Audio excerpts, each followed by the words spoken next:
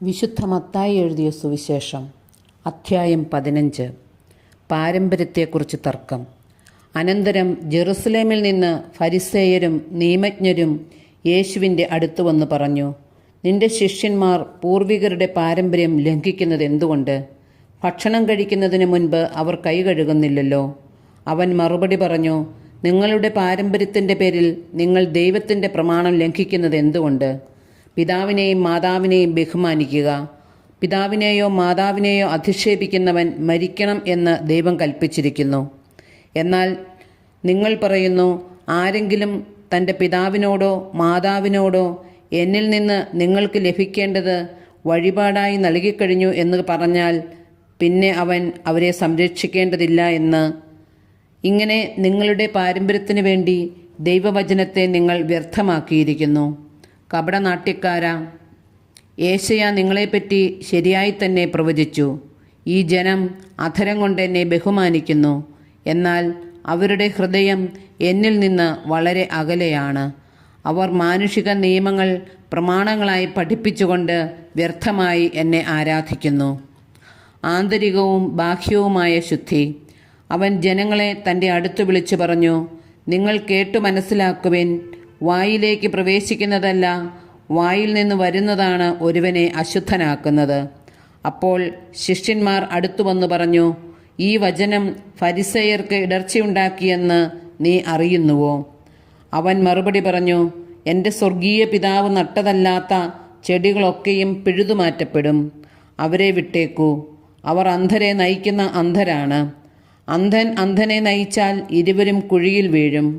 ഈ ഉപമ ഞങ്ങൾക്ക് വിശദീകരിച്ചു തരണമേ എന്ന് പത്രോസ് അപേക്ഷിച്ചു. അവൻ ചോദിച്ചു, നിങ്ങൾ ഇപ്പോഴും ഗ്രഹണശക്തി ഇല്ലാത്തവരാണോ? വായിൽ പ്രവേശിക്കുന്നവ ഉദരത്തിലേക്ക് പോകുന്നെന്നും അവിടെ നിന്ന് അത് വിസർജിക്കപ്പെടുന്നെന്നും നിങ്ങൾ ഗ്രഹിക്കുന്നില്ലേ? എന്നാൽ വായിൽ നിന്ന് വരുന്നത് ഹൃദയത്തിൽ നിന്നാണ് പുറപ്പെടുന്നത്. അതും മനുഷ്യനെ അശുദ്ധനാക്കുന്നു.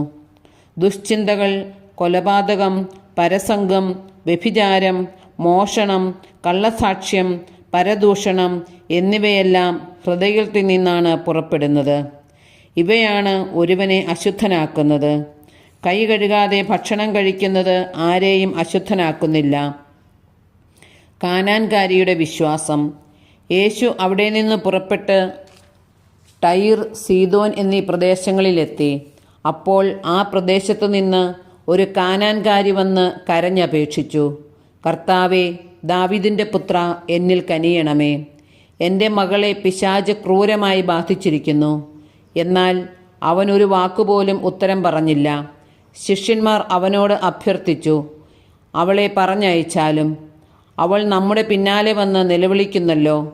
അവൻ മറുപടി പറഞ്ഞു, ഇസ്രായേൽ ഭവനത്തിലെ നഷ്ടപ്പെട്ട ആടുകളുടെ അടുത്തേക്ക് മാത്രമാണ് ഞാൻ അയക്കപ്പെട്ടിരിക്കുന്നത്. എന്നാൽ അവൾ അവനെ പ്രണമിച്ച്, കർത്താവേ, എന്നെ സഹായിക്കണമേ എന്ന് അപേക്ഷിച്ചു.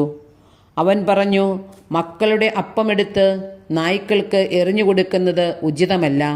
അവൾ പറഞ്ഞു, അതേ കർത്താവേ, നായ്ക്കളും യജമാനന്മാരുടെ മേശയിൽ നിന്ന് വീഴുന്ന അപ്പക്കഷ്ണങ്ങൾ തിന്നുന്നുണ്ടല്ലോ.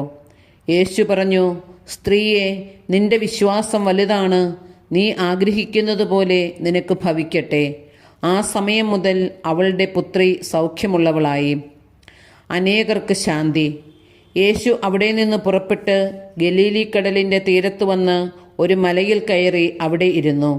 തത്സമയം മുടന്തർ, വികലാംഗർ, അന്ധർ, ഊമർ തുടങ്ങി പലരെയും കൂട്ടിക്കൊണ്ട് വലിയ ജനക്കൂട്ടങ്ങൾ അവിടെ വന്ന് അവരെ അവൻ്റെ കാൽക്കൽ കിടത്തി.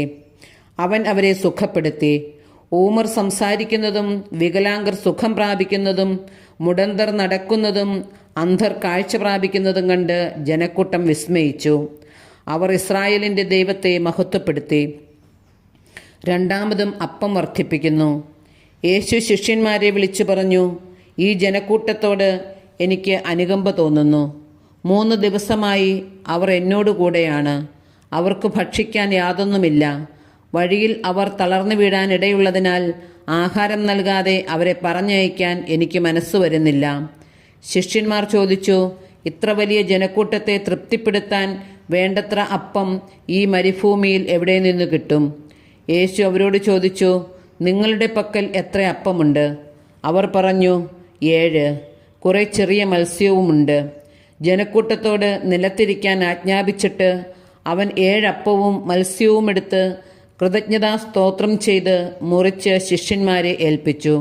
ശിഷ്യന്മാർ അത് ജനക്കൂട്ടങ്ങൾക്ക് വിളമ്പി. അവർ ഭക്ഷിച്ച് തൃപ്തരായി.